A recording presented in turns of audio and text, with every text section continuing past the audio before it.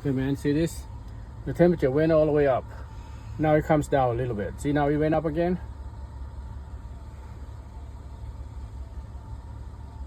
Okay, and actually I changed everything. Thermostat, radio clap,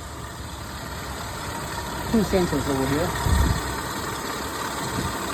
and we will change our antifreeze and everything. I flush it out, and actually the engine is not hot at all. It's pretty cool. Only water from right here. The top side is warm, it's hot, but this side is warm. But let me.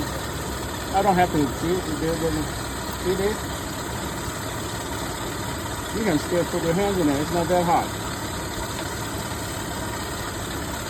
And the engine is pretty cool.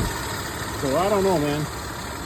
Anyone have any idea what can I fix? Because I do everything I can. Maybe the gauge is fucked up. I don't know, man. You think the gauge is screwed up or what? But this engine is cool. It's cool to touch. This thing is a little hot, a little warm. That's about it. And I can open the radiator and get the water out. And the bottom hose is not. It's kind of cool. It's not hot like the top one. And this thing, look. Now it's coming down to half. Okay. I don't know, man. I changed everything. So, when it comes to coolant stuff. So. This is it.